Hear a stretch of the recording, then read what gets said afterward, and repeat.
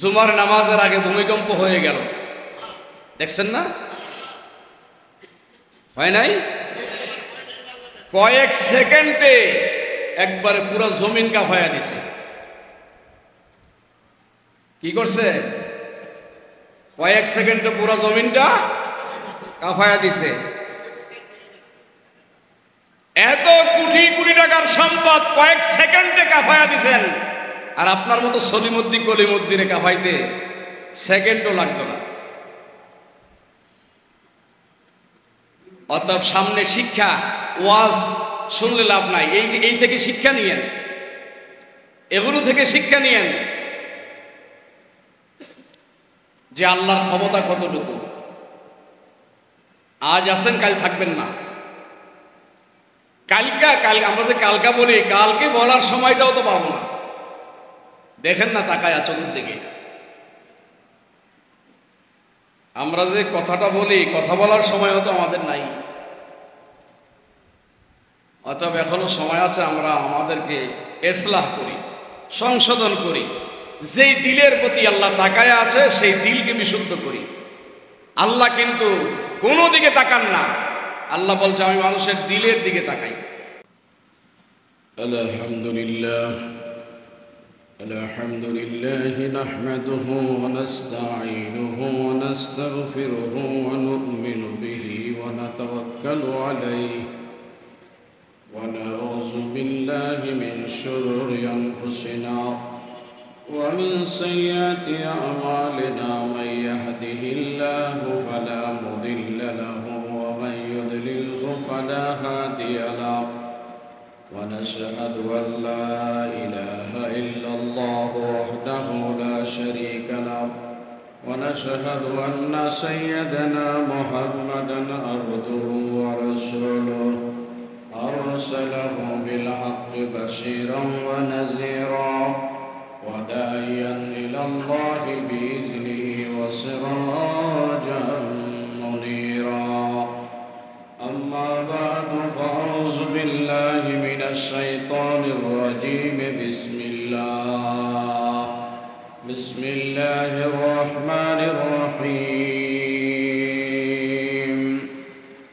ألا إن أولياء الله لا خوف عليهم ولا هم يحزنون الذين آمنوا وكانوا يتقون لهم البشرى في الحياة الدنيا وفي الآخرة لا تبديل لكلمات الله ذلك هو الفوز العظيم.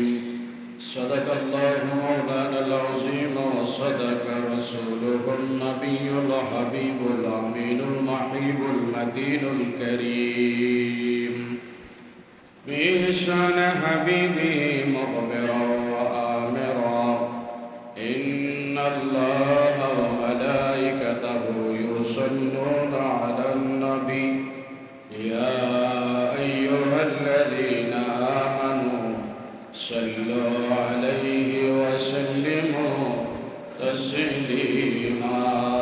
صلى الله على سيدنا وآله وصحبه وسلم. صلى الله على سيدنا وآله وصحبه. اللهم صل على سيدنا محمد وعلى آل سيدنا.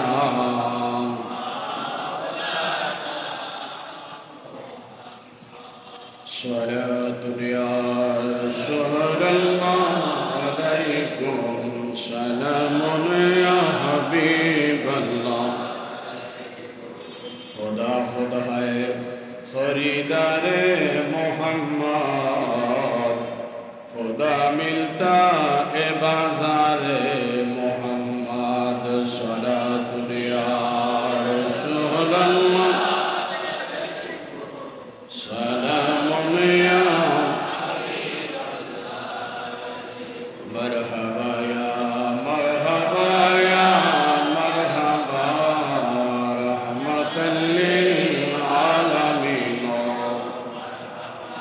जलवागर हो जलवाए नूर खुदा, जलवागर हो या मोहम्मद मुस्तफ़ा, मरहबा या मरहबा या रहमतल लिल आलमीन, बलगल उला बिकमालिही कशफत दुजा, हसनत जमीअ खिसालिही सल्लल्लाहु अलैहि बलगल उला बिकमालिही कशफत दुजा, हसनत जमीअ खिसालिही सल्लल्लाहु। खुद खुदा कहता है सल्लो,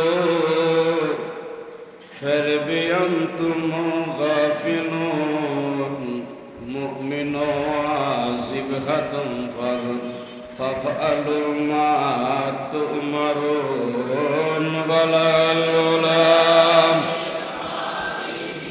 कशफत दुजा, हसनत जमीअ खिसालिही सल्लल्लाहु।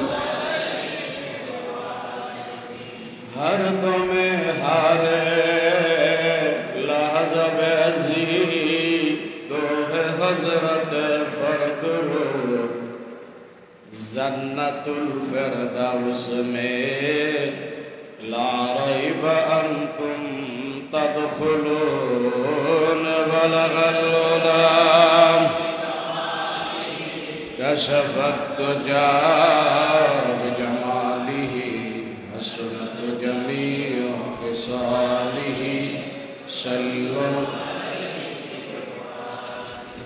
हम ज़रे नब्बाश वाये मुदहमंदर के रुज़ी, हम ज़रे नब्बाश वाये मुदहमंदर के रुज़ी, फ़हिल दम बेनो फ़िराक़द, फ़हिल दम बेनो फ़िराक़द, या ज़बा शहर नूर, बलगल उला कशफत दुजा बिजमालिही, हसनत जमीअ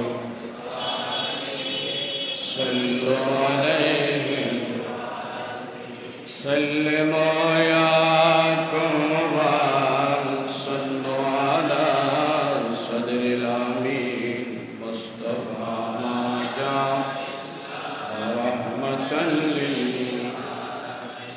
अल्लाहुम्मा सल्लि व सल्लिम व बारिक अलैहि। मुअज़्ज़िज़ मोहतरम कामिल एहतराम মহান রব্বে কায়নাতের দরবারে কোটি কোটি শুকরিয়া, যে রব্বুল আলামিন আমাদেরকে গত শুক্রবার থেকে আজকে শুক্রবার পর্যন্ত হায়াত দারাজ করেছেন, দয়া করেছেন, মায়া করেছেন, মেহেরবানি করেছেন।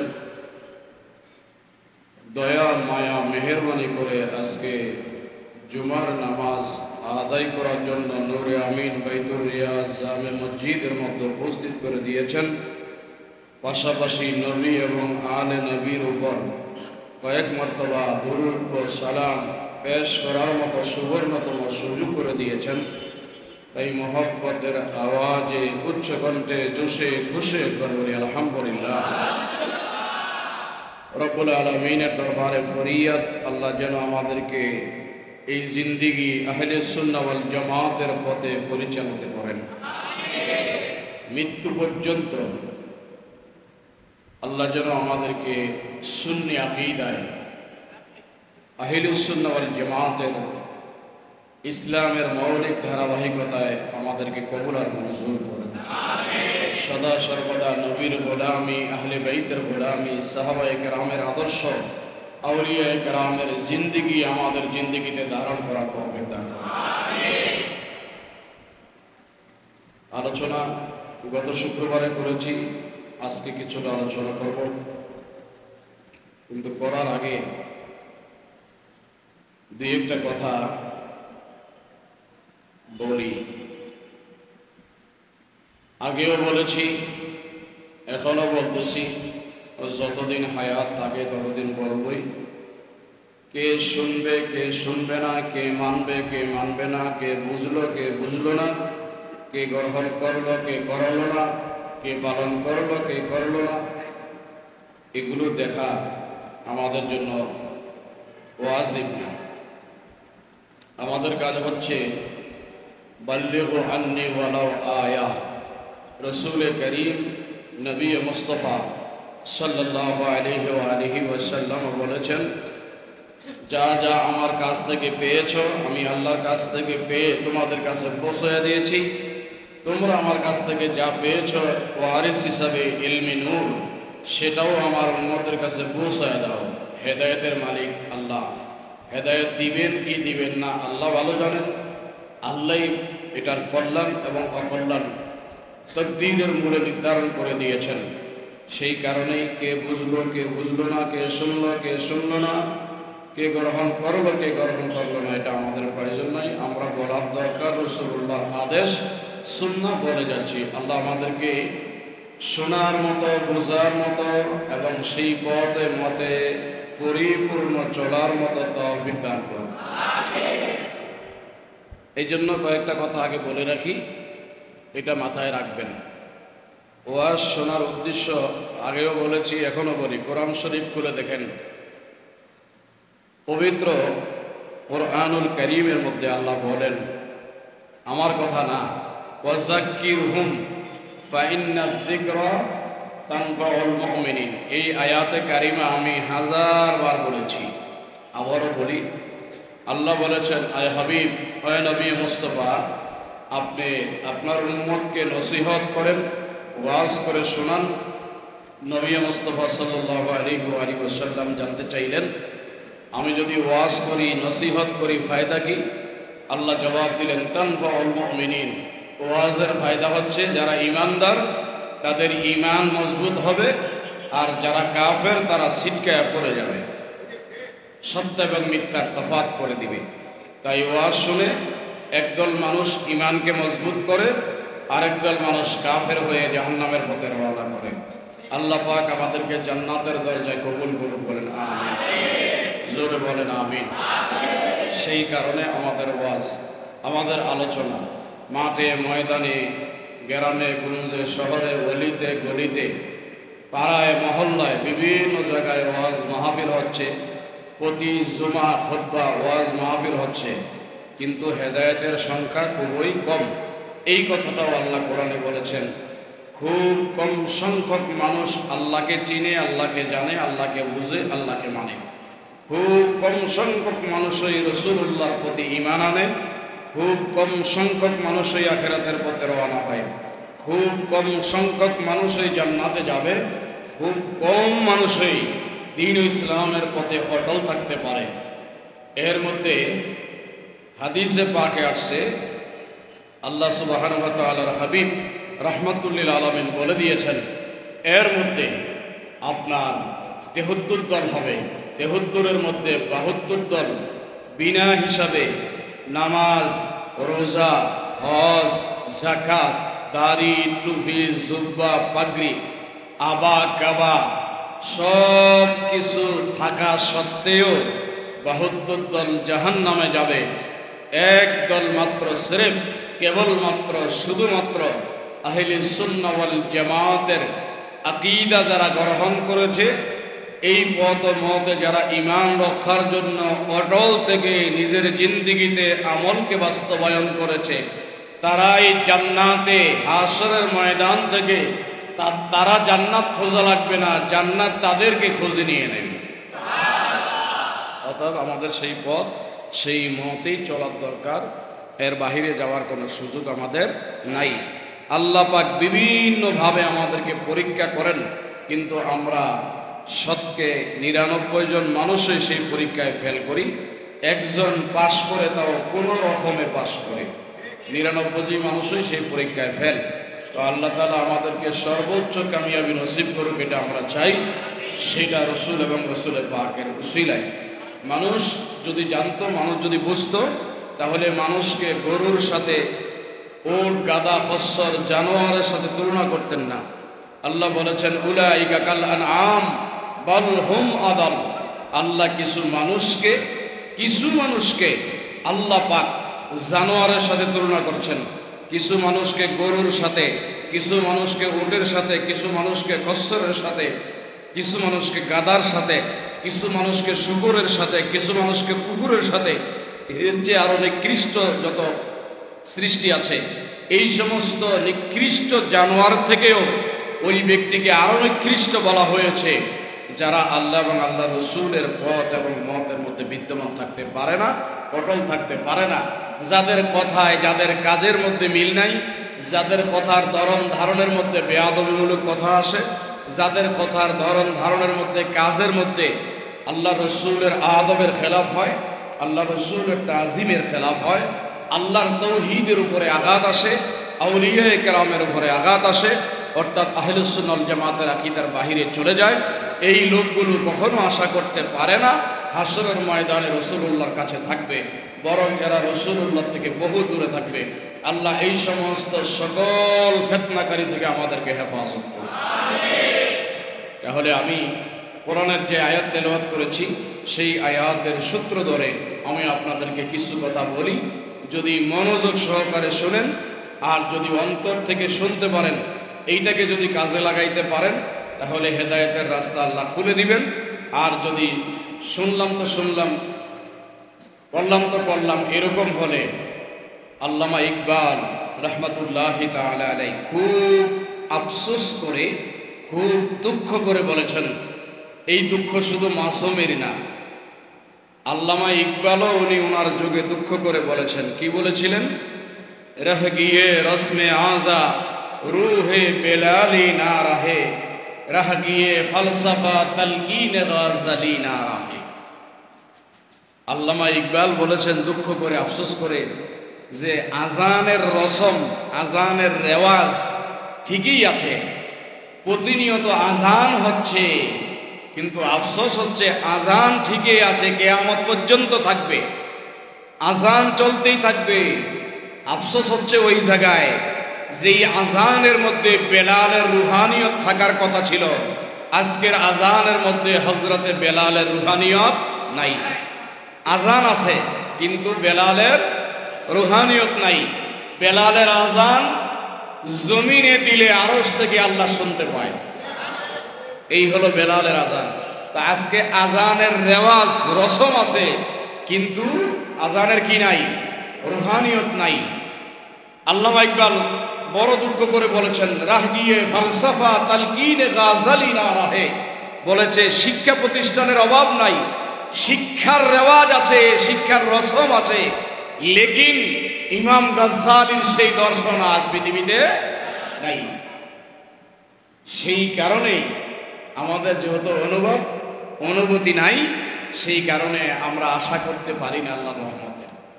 তারপরেও আল্লাহ অভয়বাণী দিয়েছেন।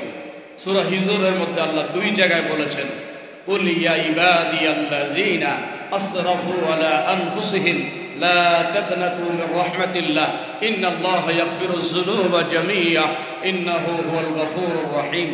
আল্লাহ বলতে লাগলেন, এ হাবিব, ও প্যারা নবী, আপনি আপনার উম্মতদেরকে জোর গলায় জানায়া দেন, ও আমার উম্মতেরা, তোমরা যারা গুনাহ করতে করতে, তোমরা যারা শিরিক, বেদাত এবং কি তোমরা যারা সগীরা কবিরা, জাহিরি বাতিনি, জানা অজানা, খেয়ালে বেখেয়ালে, ইচ্ছায় অনিচ্ছায়, নফসের তাড়নায় যত রকমের গুনাহ তোমাদের দ্বারা হয়েছে, তোমরা যদি তাওবা নিয়ে আমার দরবারে ফিরে আসো, আমার রহমত থেকে নৈরাশ না হও, তাহলে আমি আল্লাহ তোমাদের জিন্দেগির গুনাহ মাফ।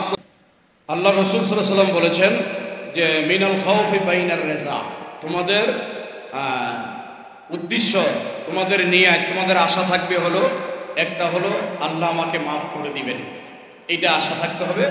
আরেকটা হলো অন্তরে খৌফ, ভয় থাকতে হবে, না জানি হাসরের ময়দানে আল্লাহ আমাকে ক্ষমা না করে জাহান্নামে দিয়ে দেয়। ভয় এবং আশা এই দুইটার মধ্যখানে হচ্ছে ঈমান।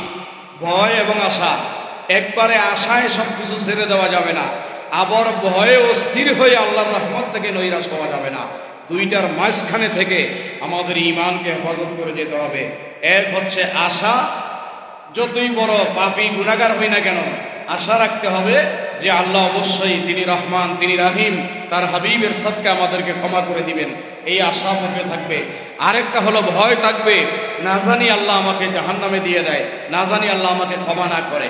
এই দুইটা ভয় যখন, একটা আশা একটা ভয়, দুইটা জিনিস যখন আপনার থাকবে তখন এই দুইটার মধ্যখান থেকে ঈমানের নূর পয়দা হবে। ঈমানের নূর পয়দা হলে সেই নূর আপনাকে তরিকত সালেকের রাস্তায় পরিচালনা করে আপনাকে আল্লাহর হাবিব পর্যন্ত নিয়ে যাবে। আল্লাহর হাবিবকে পেয়ে গেলে আর কোনো চিন্তা নাই। যিনি রসুলকে পেয়েছেন তিনি আল্লাহকেই পেয়েছেন, আলাদা করে আল্লাহকে পাওয়ার দরকার নাই। যিনি রসুলকে পেয়েছেন তিনি কি আল্লাহকে পেয়েছেন। অতএব আমাদের উচিত আমাদের দিলকে ঠিক করা, অন্তরটাকে ঠিক করা। আমাদের কি ঠিক করা? অন্তর ঠিক করা। এটা আগে বুঝেন। অনেকেই তো অনেক কথা বলে, শুনি, শুধু ধৈর্য ধারণ করি, কাউকে কিছু বলি না, বললে রাগ করবে এই জন্য বলি না। মুখে বড় কথা বলা যায়, মুখে বড় কথা বলা যায়, এটা কাজে বাস্তবায়ন করা বড় কষ্টের ব্যাপার। মুখে বলা যায় অনেক কিছু, শরীয়ত মুখে বলা যায়, তরিকতের কথাও মুখে বলা যায়, হাকিকতের কথাও মুখে বলা যায়, মারিফতের কথাও আপনার জোয়ার বসায় দেওয়া যায়, কিন্তু এটা মুখে হলে হবে না, বাস্তবতায় দিলের মধ্যে আসতে হবে। আল্লাহর হাবিব সেই কথাই বলেছেন। আন আবি হুরায়রা রাদিয়াল্লাহু তাআলা আনহু قال قال رسول الله صلى الله عليه وآله وسلم ألا إن في الجسد مضغة إذا صلحت صلح الجسد وإذا فسدت فسد الجسد كله ألا وهي القلب। এক হাদিস যথেষ্ট মানলে, বুখারী মুসলিমের হাদিস, এই হাদিসে পাক মিশকাতের মধ্যে আছে, বুখারী মুসলিমের হাদিস সহিহ সনদে বর্ণনা হয়েছে। আমি এই জিনিসগুলো কখনো পছন্দ করি না, যেহেতু আল্লাহর হাবিব পছন্দ করে নাই, আমিও করি না। মুখে মুখে অনেক কিছু বলা, অনেক কিছু করা, এই কাজগুলো হচ্ছে কাদের কাজ? যারা ফাত্রা মানুষ, যাদের আমাদের ভাষায় কয় ফাত্রা, মানে ফাউল মানুষগুলো মুখে মুখে অনেক কিছু বলে কিন্তু কাজে এদের কোনো মিল থাকে না। তো এই যারা অতিরিক্ত কথা বলে বুঝবেন এরা কখনো ভালো মানুষ না, এরা ফাত্রা মানুষ। এরা কি মানুষ? এই ফাত্রা মানুষ। তো ফাত্রা মানুষ থেকে বেঁচে থাকার জন্য আল্লাহর হাবিব দোয়া শিখাইছেন, যারা অতিরিক্ত কথা বলে তাদের কাছ থেকে বেঁচে থাকবেন। কারণ যারা বেশি বলে তাদের মধ্যে মাল নাই, বলেন না, যারা বেশি বলে তাদের মধ্যে কি নাই? মাল নাই। আর যারা চুপ থাকে তাদের মধ্যে কি আছে? মাল আছে। এটা মনে রাখবেন। এই জিনিসগুলো মাথায় রাখলে আপনারা চলতে পারবেন। এই জন্য আমি কথাটা বলতেছি, মনোযোগ সহকারে শুনেন, শুনলে বুঝতে পারবেন। রাসূল সাল্লাল্লাহু আলাইহি ওয়াসাল্লাম বলেন যে মানুষের মাথার তালু থেকে পায়ের তলা পর্যন্ত সুবহানাল্লাহ, আলহামদুলিল্লাহ, আল্লাহু আকবার বলার মধ্যে যেন সীমাবদ্ধ না থাকে। আগে বলছি, এখনো বলি, অন্তর থেকে অনুভব করেন। আল্লাহর রাসূল বলেছে, এই হাদিসটা শুনলেই যারা জ্ঞানী তারা বুঝতে পারবে। আর যারা বলদের ঘরের বলদ, যারা ওই যে ফাহেসা কথা বলার অভ্যাস, দিলে কিছু নাই মুখে চিল্লানোর অভ্যাস, তারা এগুলো বুঝবে না। অন্তর থেকে শুনলে হাদিসটা বুঝবেন।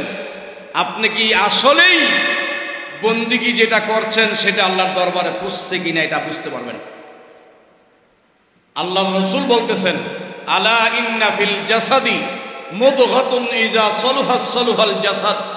আল্লাহর পেয়ারা মাহবুব নবী মদিনার মিম্বারে দাঁড়ায়া বললেন যে মানুষের মাথার তালু থেকে পায়ের তলা পর্যন্ত গোটা দেহটাকে আল্লাহ বানাইলেন।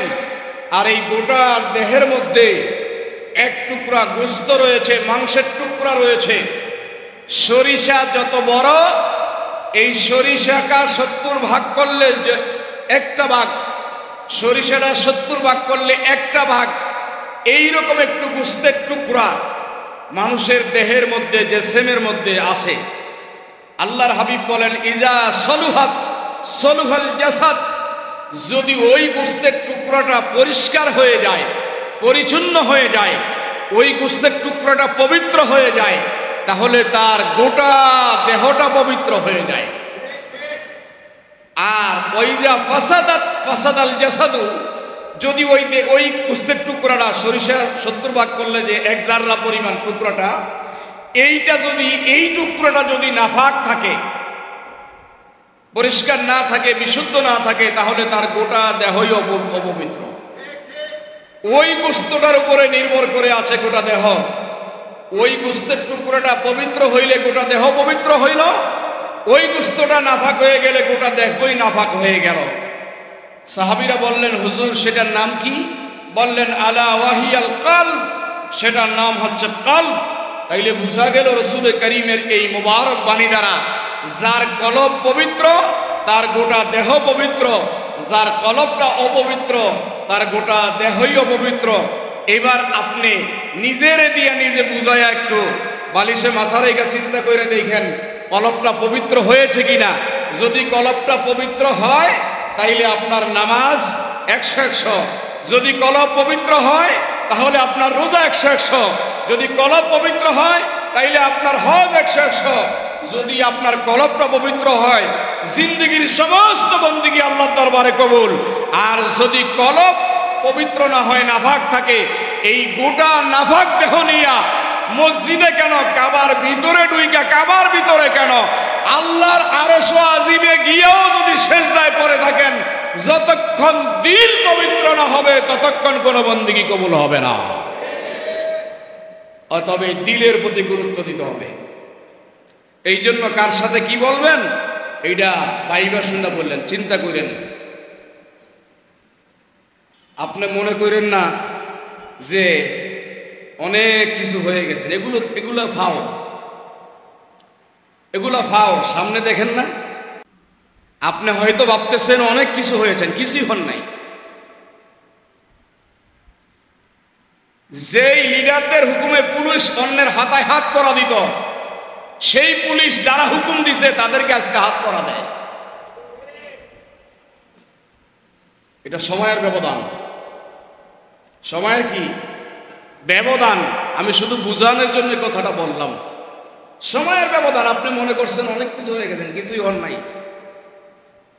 এখন 20 তলা বাড়ির মালিক আছেন, আগামীকাল সকালে আপনাকে এমন ফকির বানাবে, রেল লাইনে গিয়ে ভিক্ষা করার সময়ও পাবেন না। আমার এই জাতে সত্তা আল্লাহ পাকের এই ক্ষমতা আছে না? এগুলো সামনে প্রমাণ, তারপরে বুঝি না কেন? মাথায় গিলু নাই আমাদের মাথায় গোবর ভরা, মাথায় গিলু নাই না? জুমার নামাজের আগে ভূমিকম্প হয়ে গেল, দেখছেন না? হয় নাই? কয়েক সেকেন্ডে একবারে পুরো জমিন কাঁপায়া দিছে। কি করছে? কয়েক সেকেন্ডে পুরো জমিনটা কাঁপায়া দিছে। এত কোটি কোটি টাকার সম্পদ কয়েক সেকেন্ডে কাঁপায়া দিছেন, আর আপনার মতো সলিমুদ্দিন কলিমুদ্দিনে কাঁপাইতে সেকেন্ডও লাগতো না। অতএব সামনে শিক্ষা, ওয়াজ শুনলে লাভ নাই। এই থেকে শিক্ষা নিয়েন, এগুলো থেকে শিক্ষা নিয়েন যে আল্লাহর ক্ষমতা কতটুকু। আজ আছেন, কাল থাকবেন না। আমরা যে কালকা বলি, কালকে বলার সময়টাও তো পাবো না। দেখেন না তাকায় চতুর্দিকে।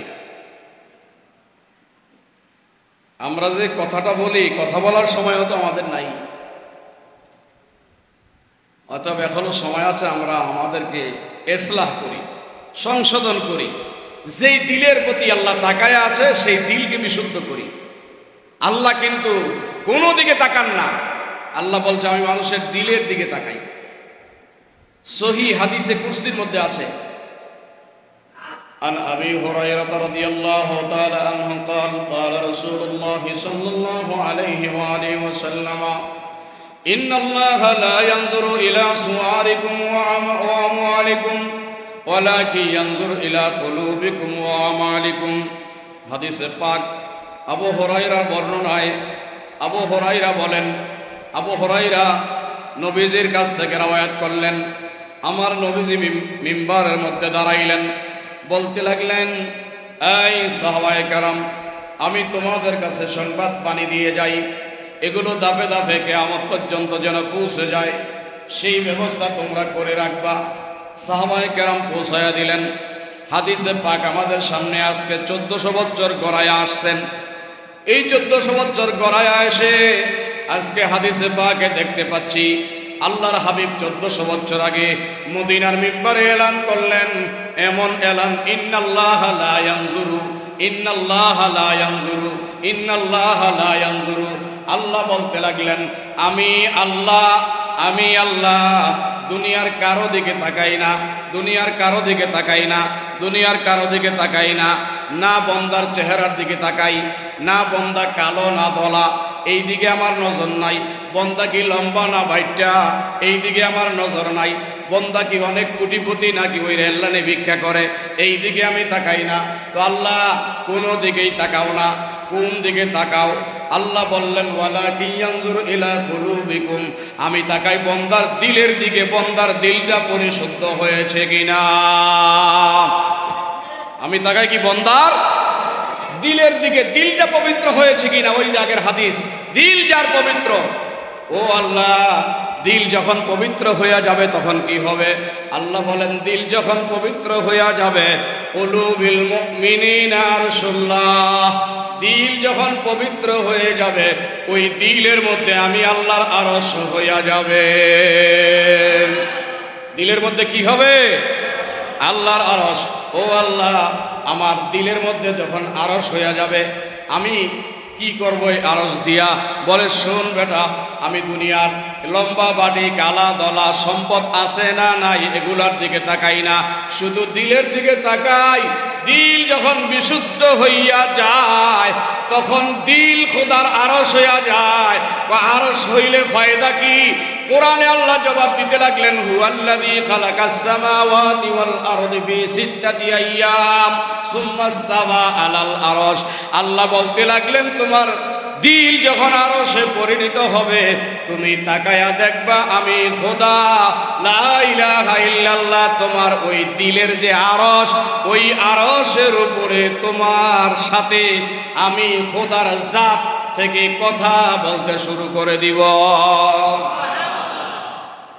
আল্লাহ বলেন, ফাআলহামাহা ফুজুরাহা ওয়া তাকওয়াহা, বান্দার কলব যখন আরশ হয় তখন আল্লাহ বান্দার কলবের মধ্যে ওই জাত থেকে, নুরানি সত্তা থেকে ইলহাম আসে।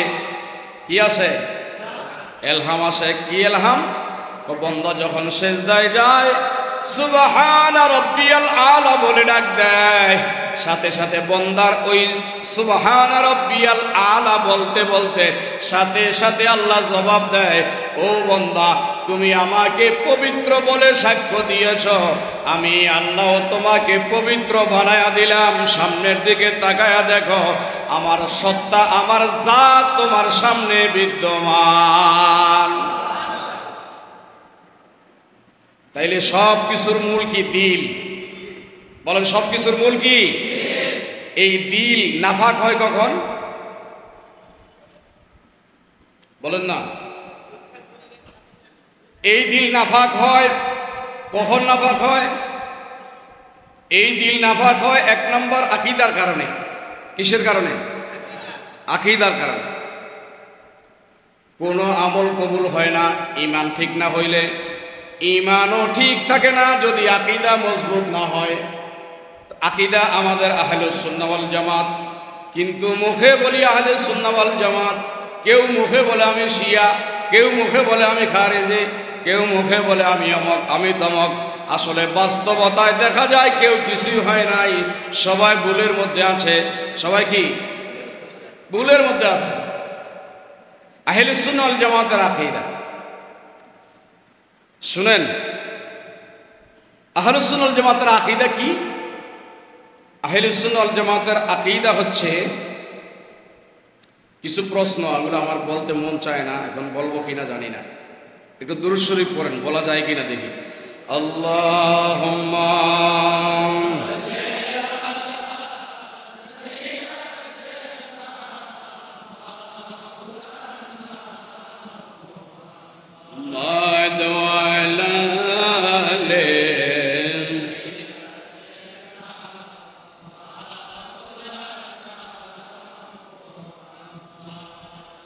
এখন আপনারা বলেন না আল্লাহ আরশের উপরে আছে, এ কথা বলেন না? এটা কি আহলে সুন্নাতের আকীদা? অনেক এখানে আকীদার বিষয়গুলো আমাদের ক্লিয়ার করা জরুরি। কেন ক্লিয়ার করবেন? আপনি যদি বলেন আল্লাহ আরশের উপরে আছেন, তো আরশ কি সৃষ্টি না স্রষ্টা? এক সময় তো সৃষ্টি ছিল না, ছিল? আরশ কি এক সময় ছিল? তখন আল্লাহ কোথায় ছিল? তাইলে বোঝা গেল এই দাবিটা মিথ্যা। এক সময় তো সৃষ্টি ছিল না, আরশ ছিল না, তাহলে আপনি কেমনে দাবি করবেন যে আল্লাহ আরশের উপরে আছে? যখন আরশ ছিল না তখন কি কই ছিল? এই জন্য সহজে সব কথা বলতে পারবো না, এগুলো বলার বিষয় না। এক কথা বলে দেই, এই যা কিছু দাবি আমরা করি এগুলোর মধ্যে 99% মিথ্যা।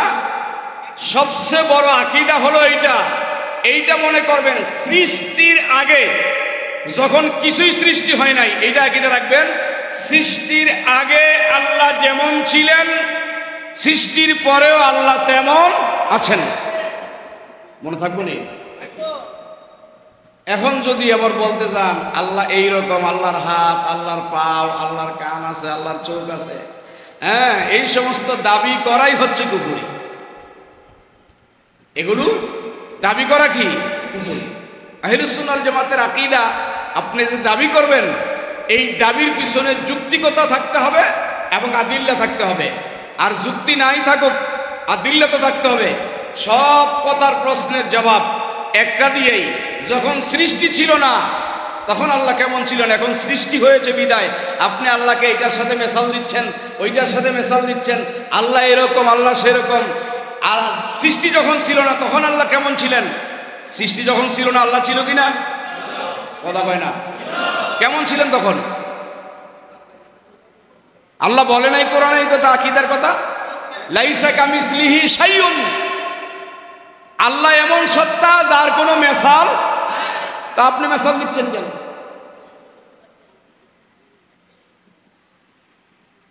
আপনি মেশালটা দিচ্ছেন কেন? এই আকীদার কারণে মানুষ জাহান্নামে যাবে, আমলের কারণে যাবে না। কিসের কারণে যাবে? আকীদার কারণে। আমল যদি কম হয় আল্লাহ পাক আপনাকে ক্ষতিপূরণ দিবে, এই পিঠ এই পুট করে এই দিক সেই দিক মিলায় আপনাকে আল্লাহ মাফ করবেন। কিন্তু আকীদার খেলাপ করলে মাফ নাই। আকীদার খেলাপ করলে কি নাই? মাফ নাই। তবে আহলুস সুন্নাহ ওয়াল জামাতের আকীদা কি? সৃষ্টির আগে আল্লাহ যেমন ছিলেন এখনো তেমন আছেন। দুইটা জগৎ আছে, একটা হলো আলমে শাহাদাত, আরেকটা আলমে আমর। আলমে আমর কি? আল্লাহর সত্তা যেই অবস্থায় আছেন ওইটাকে বলা হয় আলমে আমর। আর আমরা যেই অবস্থায় আছি আমাদেরটাকে বলা হয় আলমে শাহাদাত। মাঝখানে একটা বর্ডার আছে আলমে আমর আর আলমে শাহাদাতের মধ্যে। পৃথিবীতে যত আলম আছে সমস্ত আলমের মধ্যে দুইটা আলমই শ্রেষ্ঠ। একটা হলো আলমে শাহাদাত মানে আলমে ইনসান, আরেকটা হচ্ছে আলমে আমর। মাঝখানে একটা বর্ডার আছে। কোন বন্দা যদি, কোন সৃষ্টি যদি এই বর্ডার ক্রস করে আলমে ইনসান থেকে আলমে আমরে প্রবেশ করে তখন সে বান্দা থাকে না, তাকে বান্দা বলা যায় না। আবার যখন ওখান থেকে জাত সত্তার নূর বর্ডার ক্রস করে আলমে আমর থেকে আলমে ইনসানে প্রবেশ করে তখন সে খোদা থাকে না, আল্লাহ থাকতে পারে না। সেই কারণেই মুজাদ্দিদ আল ফেসানি রাদিয়াল্লাহু তাআলা আনহু ওনার মকতুবাত শরীফের মধ্যে উনি শুধু লেখেন নাই, নিজে হাতে নকশা এঁকে মকতুবাতের মধ্যে বুঝাইয়া দিয়েছেন কোনটা আলমে শাহাদাত আর কোনটা আলমে আমর। এটারে তিনি নকশা করে ওনার বক্তব্যের মধ্যে, আপনি একটা বই আছে মাকামাতে এনায়েতিয়া, বাংলা বাজারে পাবেন, এটা কিনে আনবেন। মুজাদ্দিদ আল ফিসানি হাতে নকশা করে দেখায়া দিছেন কোনটা আলমে ইনসান আর কোনটা আলমে আমর, কোন জায়গায় কোন সত্তা থাকলে কিসে পরিণত হয়, এটা উনি বিস্তারিত বক্তব্যের মধ্যে লিখে দিছেন। অতএব আমাদের এত কিছু ধরতে গেলে ঈমান নষ্ট হবে। আকীদা একটাই, মুজাদ্দিদ আল ফিসানি বলছেন সৃষ্টির আগে আল্লাহ যেমন ছিলেন, সৃষ্টি করার পরেও আল্লাহ তেমনই আছেন। এই আকীদার মধ্যে রাস্তা ক্লিয়ার। এখন আপনি যদি কোন আমি পীরের কাছে মুরিদ হইছি, বাবা তোমার পীরের আকীদা যদি বিশুদ্ধ হয় তাইলে তোমার আকীদা বিশুদ্ধ হবে, আর তোমার পীরের আকীদা যদি গলত থাকে তাইলে তোমার আকীদাও কি গলত। এখন বলবেন হুজুর যাচাই বাছাই করার তো ক্ষমতা নাই। যাচাই বাছাই করার ক্ষমতা না থাকলে আপনি পাগলের দলে যাবেন। পাগল বোঝেননি? পাগলের দলে যাবেন, তাইলে আপনি ক্ষমা পাবেন। কারণ পাগলের উপরে আল্লাহর কলম নাই। পাগলের উপরে কি নাই? কলম নাই। এই একটা সুযোগ আছে, পাগলের দলে থাকবেন। কারণ পাগলের উপরে কি নাই? কোনো পাগল যদি মানুষ মারে তার করে বিচার হয়? কারণ কি? হিতাহিত জ্ঞান নাই, এটা পাগল। পাগলের উপরে কলম নাই। দুনিয়ার কোর্টেও পাগলের বিচার নাই, হাসরেও আল্লাহর আদালতে পাগলের কোনো বিচার নাই। হয় আকীদা ঠিক করে থাকবেন, আর নাইলে কোথায় যাবেন? পাগলের দলে যাবেন। দুইটার একটা।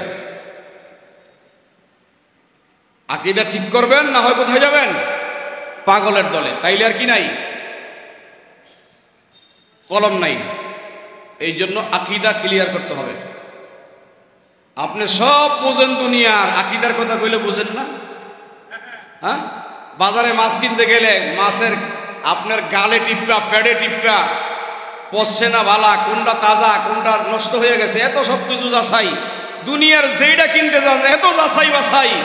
আকীদার ক্ষেত্রে যাচাই বাছাই নাই কেন? ঈমানের দৌলত, এটার ব্যাপারে যাচাই বাছাই নাই কেন?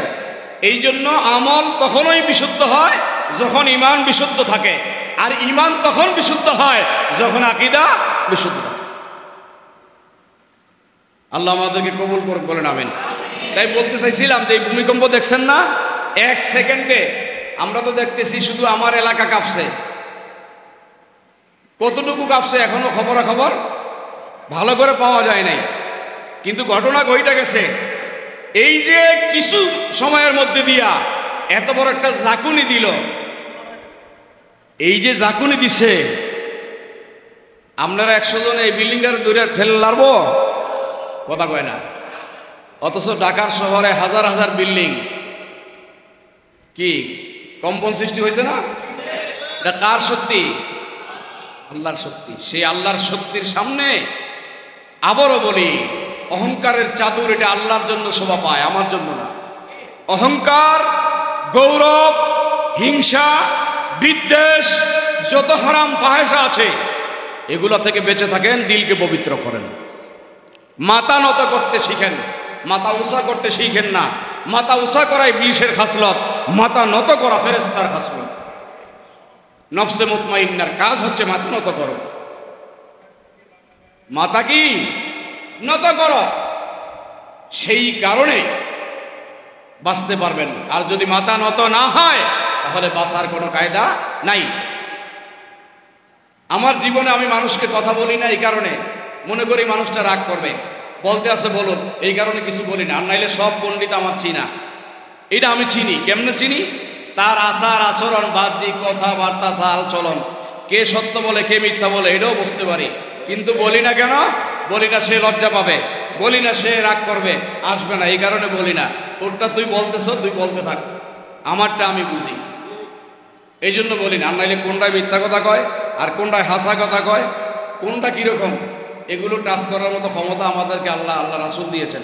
কিন্তু বলবো না। কেন বলবো না? ওই যে বললে আপনি বেজার হয়ে যাইবেন, রাগ করবেন, এই জন্য বলবো না। এই জন্য শুধু মুখে বললে হবে না, আবারও বলি, মুখে বললে হবে না, কাজে কাজে সব কিছু কাজে আনতে হবে। সব কিছু কি কাজে আনতে হবে। কাজে না আসলে লাভ নাই। ফাও কথা শোনা লাভ নাই, ফাও কথা শোনার দরকার নাই। কাজের কথা, আমাদের দেশে একটা কথা আছে না, কথা কম কাজ বেশি। কথা কম কাজ বেশি। কথা কম বলেন, কাজ বেশি করেন, দুনিয়ায়ও বাঁচবেন, আখিরাতেও বাঁচতে পারবেন। দুনিয়ায় অশান্তি হবে না। যত কথা বলবেন তত ভেজাল হবে, যত কথা বলবেন তত ভেজাল। যত চুপ থাকবেন তত মুক্তি, যত চুপ থাকবেন তত মুক্তি। চুপ থাকার চেষ্টা করেন। চুপ থাকাও এক ধরনের রোজা। রমজান মাসে রোজা রাখলে যেই সওয়াব পান তার চেয়ে কোটি গুণ বেশি সওয়াব পাবেন যদি 1 মিনিট চুপ থাকতে পারেন। চুপ থাকেন, কথা বললেন না। এই বকবকানি আল্লাহ পছন্দ করে না, আল্লাহ রসুল এগুলো পছন্দ করতেন না। সাহাবায়ে কেরামরা রসুলের সামনে কোনো সময় বকবক করে নাই, শুধু শুনছে, শুধু শুনছে, শুধু শুনছে। নিজের ভিতরে ঢুকাইছে, নিজের ভিতরে ঢুকাইছে। কিছু ঢুকাইয়া কিছু প্রকাশ করছে, আর কিছু নিজের ভিতরে রাইখা দিছে। ওগুলা খাস খাস মানুষের কাছে বলেছেন। মুজাদ্দিদ আল ফিসানি উনি শেষ বিদায়ের সময় বলেছে, আল্লাহ পাক আমাকে 4 ধরনের মারিফত দিয়েছেন। এক ধরনের মারিফত আমি ওয়াজের মজলিসে, আলোচনার মজলিসে আমভাবে বলে দেই। আরেক ধরনের মারিফত আমার যারা মুরিদ তাদের কাছে বলি। আরেক ধরনের মারিফত আমার সন্তানদের কাছে বলি। আরেক ধরনের মারিফত আমি কারো কাছে বলি নাই, বলবো না। এটা আল্লাহ দিয়েছেন, এটা নিয়ে কবরে চলে যাব। যদি কেউ আমার সাথে সেই মারিফতের রাটারের লাইন লাগাইতে পারে তাহলে তার মধ্যে এটা অটো চলে যাবে, এটা বলার বিষয় না। আপনার তো যোগ্যতাই নাই মানুষ যাচাই করার, আপনি ওলি যাচাই করবেন কেমনে? আমাদের যোগ্যতা আছে মানুষ যাচাই করার, তা আমরা ওলিদের কলব কেমনে যাচাই করব? এটা সহজ বিষয় না। এই জন্য কথা বলতে সাবধান, সাবধানে বলবেন। আল্লাহ আমাদেরকে হেফাজত করুক, বলেন আমিন। আজকাল ভূমিকম্প হয়েছে, এই বিষয়ে একটু কথা বলে আমি ছেড়ে দিচ্ছি, একটু কথা বল। ভূমিকম্প হলো, এই ভূমিকম্প কিছুদিন আগে সিরিয়া হয়েছে, এর আগে আপনার দামেস্কে, মরক্কোতেও ভূমিকম্প হয়েছে। রাসূল কারীম বলেছেন কিয়ামতের আগ মুহূর্ত বেশি ভূমিকম্প হবে। কিয়ামতের আগে কি বেশি ভূমিকম্প হবে। আজ থেকে 1400 বছর আগে রাসূল বলেছেন কিয়ামতের আগ মুহূর্তে বেশি বেশি ভূমিকম্প হবে। কিয়ামতের আলামতের কথা বলতে গিয়ে বলছিলেন রাসূল কারীম যে তোমরা তখনই মনে করতে থাকবা কিয়ামত হয়ে যাবে যখন দেখবা সেরা সেরির কাঁধে ধরে হাঁটে, যখন দেখবা সেরা সেরির কাঁধে ধরে হাঁটে তখন মনে করবা কিয়ামত অতি নিকটে। রাসূল আরো বলেছেন যখন দেখবা একজনের স্ত্রী, এগুলো বুখারীর হাদিস, একজনের স্ত্রী পলায়া আরেক পুরুষের সাথে চলে যায়, স্বামীর ইজ্জত গণ্য করে না।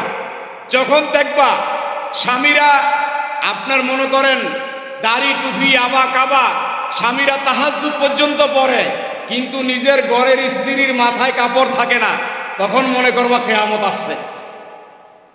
এইরকম রাসূল পাক 48টা আলামত বলছে। কয়টা আলামত? এক কিতাবে আছে 36টা, এক কিতাবে আছে 22টা, এক হাদিসে আছে 48টা, আরেক হাদিসে আছে 193টা আলামত বলেছেন।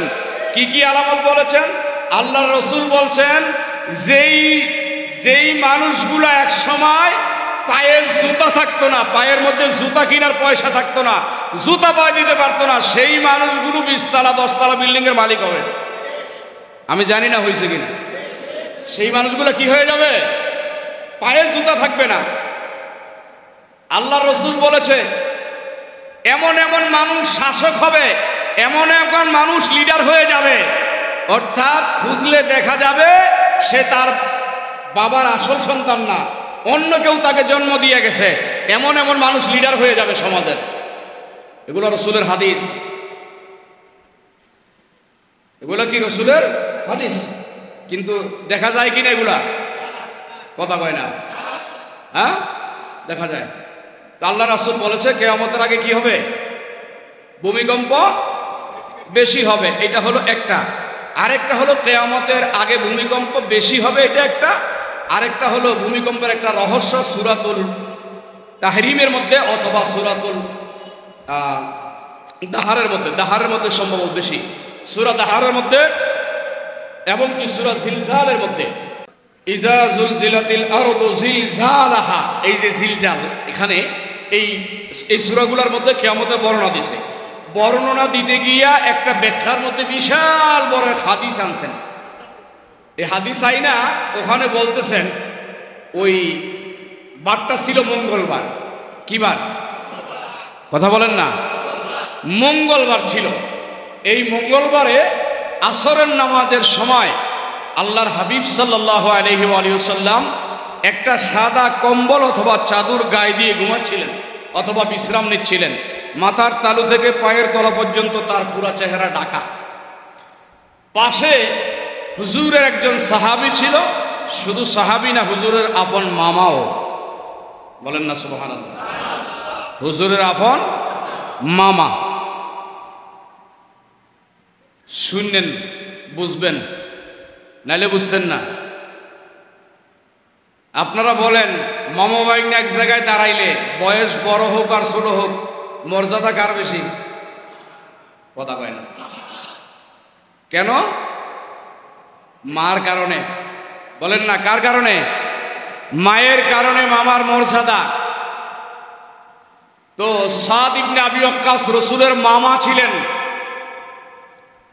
আমার হুজুরের মামা, কিন্তু হুজুর বিশ্রাম নিচ্ছেন আর মামা বাইগনার পায়ে জৈতুনের তেল মালিশ করতেছে।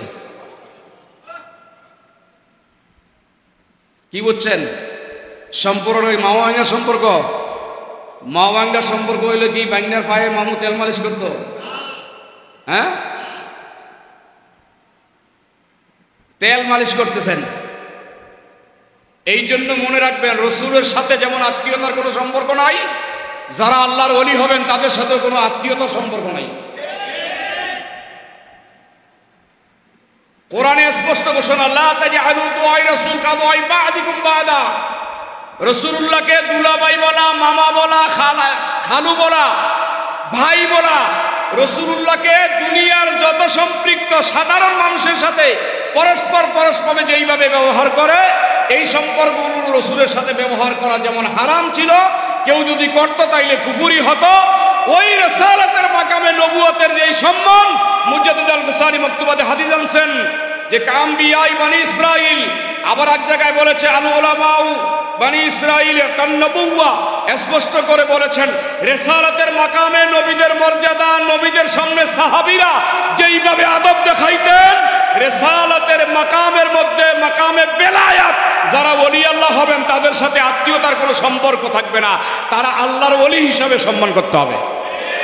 তাদের সাথে কোনো আত্মীয়তার সম্পর্ক আর নাই।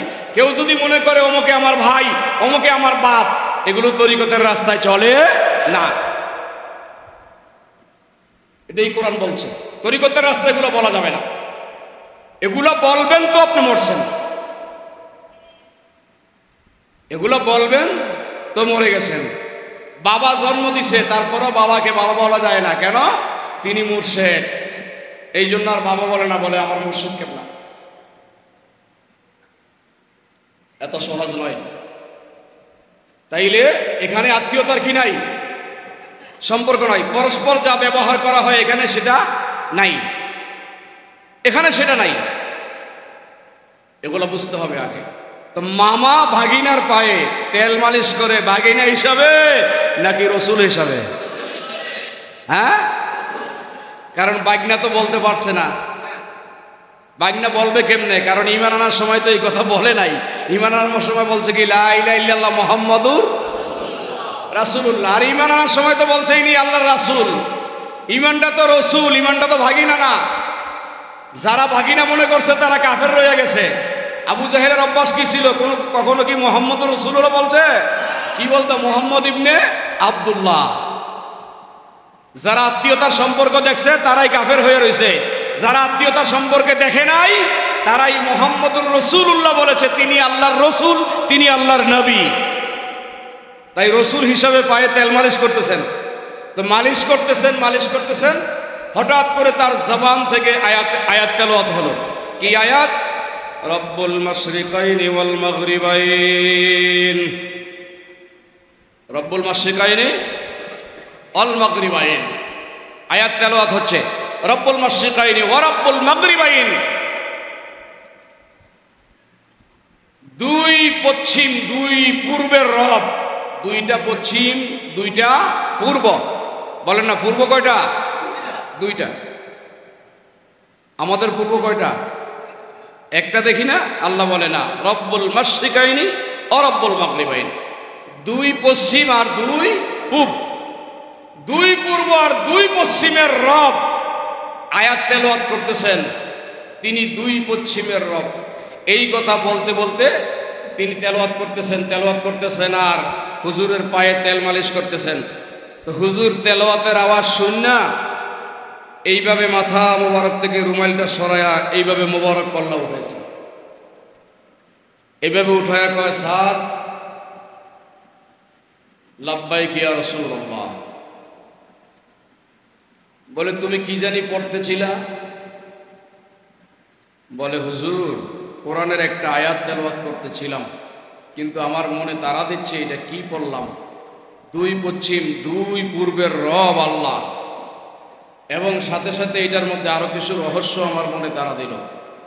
কারণ এই আয়াতের পরে বলা আছে ফাবিআইয়ি আলাই রাব্বিকুমা তুকাজ্জিবান, তোমরা আল্লাহর কোন নিয়ামতকে অস্বীকার করতে পারবা। এখন হুজুর এই আয়াতের নিয়ামত আর খাসলত তো আমার বুঝে আসে না, একটু আমারে বুঝান। তো হুজুর বললেন কি বুঝাবো নাকি দেখাবো? তখন সাত বছর থেকে দাঁড়ায় হুজুর বুঝানোর চেয়ে দেখাইয়া দিলে ইমানটা আরো মজবুত হবে। তখন আল্লাহ রসুল সাল্লাল্লাহু আলাইহি ওয়াসাল্লাম বললেন মামা তো একদিকে সাহাবী আরেকদিকে কি মামা। মামা আবার বয়সে ছোট না, রসুলের চেয়ে বয়সে কি বড়, দাড়ি পাকা। তো হুজুর কোনোদিন মামা কইয়া ডাক দেয় নাই, হুজুর সবসময় নাম ধরে ডাক দিতেন, বয়সে বড় নাম ধরে ডাক দিতেন। কেন ডাক দিতেন? কারণ এইখানে গোলাম আর মনিবের সম্পর্ক, গোলাম আর মনিবের সম্পর্ক। এই সাদ আসো। তো আসছেন, আসার পরে হুজুরের দুইটা মোবারক আঙ্গুলি, আঙ্গুলের কত দাম জানেন? হুজুরের আঙ্গুল মোবারক, আমার আঙ্গুল মোবারক না, হুজুরের আঙ্গুল কি মোবারক, এমন মোবারক আল্লাহু আকবার। আয় হায় হায় কতটা মোবারক জানেন? হাদ জিস তরফ উঠা গনি কর দিয়া মুঝে বহরে সাখওয়াত पे लाखों सलाम मुस्तफा जाने रहमत पे लाखों सलाम शम्ए बज में हिदायत पे लाखों सलाम। শুনেন একটা কথা বলবো আমি এখানে। হুজুরের মুবারক আঙ্গুল মামার চোখে লাগাই দিয়েছে, লাগাই বলছেন সাদ চক্ষু বন্ধ করো, বন্ধ করো। সাদ চক্ষু বন্ধ করলেন, বলছেন সাদ নিচের দিকে খেয়াল করো। খেয়াল করলেন, বলে কোথায় আছেন? সাদ বলতে লাগলেন ইয়া রাসূলুল্লাহ, নবীজি গো আমি প্রথম জমিন পার হইয়া একবারে সপ্তম জমিনে চলে আসছি, আরো নিচে যাচ্ছি। আমার নবী বললেন যেতে থাকো। যেতে যেতে যেতে যেতে যেতে যেতে যেতে যেতে 7 জমিন পার হইয়া তাহাসারা পার হইয়া আরো খোদার কুদরতের নিচে চলে গেলেন। বললেন উঠে আসো। উঠে আসলেন। উঠে আসার পরে বলে উপরের দিকে খেয়াল করো। উপরের দিকে যাইতে লাগলেন, 7 আসমান গেলেন। বলে আরো আসো। সিদরাতুল মুনতাহা গেলেন। বলে আরো আসো। বলে হুজুর আমি আলমে লাহুতে আছি, আলমে নাসুতে আছি, আলমে জাবারুতে আছি, আলমে মলকুতে আছি, আলমে কাইয়ুমে আছি, আলমে নিজামে আছি, আলমে রুহাতে আছি, আলমে রুখসাতে আছি, আলমে আজসামে আছি, আলমে শাহাদাতে আছি, আলমে ইনসানে আছি, আলমে বাইজাবিতে আছি, আলমে মালাকুতের মধ্যে আছি, আলমে নবুয়তের মধ্যে আছি, আলমে রিসালাতের মধ্যে আছি, আলমে কুরুনে বেলায়াতের মধ্যে আছি। বলে আরো যাও। যেতে যেতে যেতে যেতে যেতে যেতে আলমে শাহাদাত। বলে আরো পরে যাও। আলমে আমর, আরো পরে যাও। যেতে যেতে যেতে যেতে খুরার আরশ, আরশ পর্যন্ত আরো পরে যাও। যেতে যেতে খুদার কুদরত পাড়ি দিলেন। পাড়ি দেওয়ার পরে বললেন এবার ডাইনে ঘুরো, বামে ঘুরো, মসজিদ যে মাগরিব, সে বলছে জুনুব, সব কিছু দেখলেন। দেখে আমার নবী বললেন সাদ চক্ষু খুলে ফেলো, চক্ষু খুলে ফেললেন। খুলে ফেলার পরে আমার নবী জিজ্ঞেস করছেন, এ সাদ কি দেখতে পেলেন? বলে ইয়া রাসূলুল্লাহ, নবীজি গো আমি দেখতে পেলাম নিচের দিকে যখন যাচ্ছিলাম, যেতে যেতে যেতে যেতে যেতে যেতে যেতে প্রথমে যখন ঢুকলাম, ঢুকতে ঢুকতে ঢুকতে ঢুকতে ঢুকতে একবারে নিচে চলে গেলাম, গিয়ে দেখলাম বিশাল বড় এক পানির সাগর। ওই সাগরের নিচে গেলাম, গিয়ে দেখলাম সেখানে বিশাল বড় এক চাদর, চাদরের নিচে তাকাইলাম, দেখলাম একটা হাত এইভাবে এইভাবে উপরের দিকে গেলাম। উপরের দিকে যেতে যেতে যেতে যেতে গোটা সৃষ্টি পার হয়ে আলমে আমরে গেলাম, সেইখানে সব দেখলাম। দেখলাম ওইখানে একটা পানির সাগর, ওই পানির উপরে একটা হাত এইভাবে।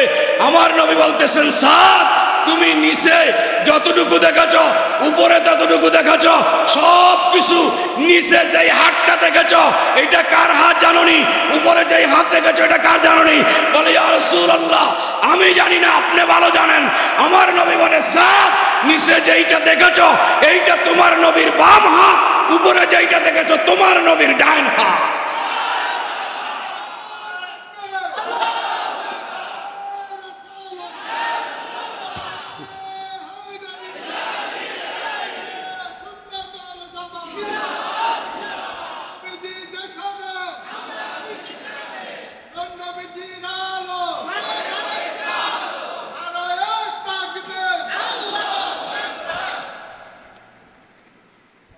আল্লাহ পাক রব্বুল মাশরিকাইনি ও রব্বুল মাগরিবাইন বলে যতটুকু বুঝাইলেন, সমস্ত সৃষ্টি জগৎটা আল্লাহ পাক আমার নবীর দুই হাতের মধ্যে রেখে দিয়েছেন।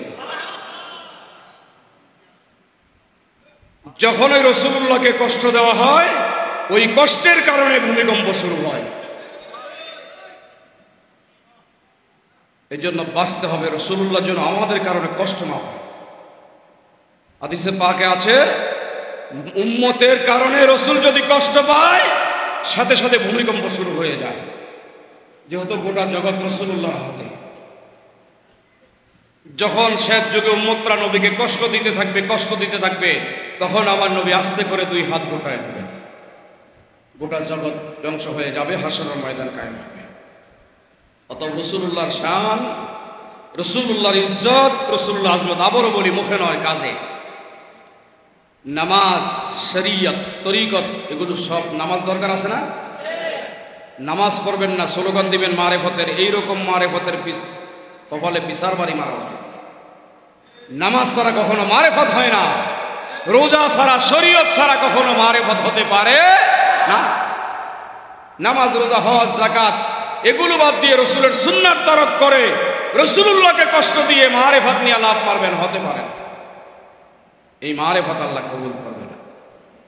এই জন্য আশেক বলেছেন সৃষ্টির সেরা যিনি তিনি নবীজি, আহা সৃষ্টির আহা সৃষ্টির সেরা যিনি,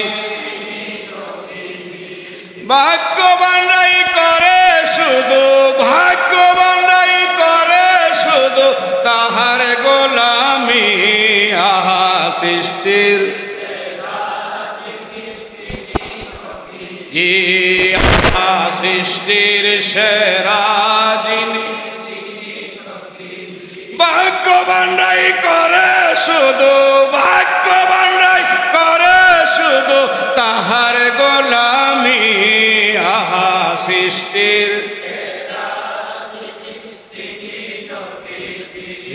আহা সৃষ্টির সেরা যিনি, সৃষ্টির শ্রেষ্ঠ হলেন নবী, নবীজি দিনের রবি, সৃষ্টির শ্রেষ্ঠ হলেন নবী, নবীজি দিনের রবি, নবীজি দিনের রবি, তার কদমে যুগে পরে, তার কদমে যুগে পরে সৃষ্টির ছবি, আহা সৃষ্টির সেরা যিনি তিনি নবীজি, আহা সৃষ্টির সেরা যিনি ভাগ্যবানরাই করে শুধু ভাগ্যবানরাই তাহার গোলামি, আহা সৃষ্টির সেরা যিনি জি, আহা সৃষ্টির সেরা।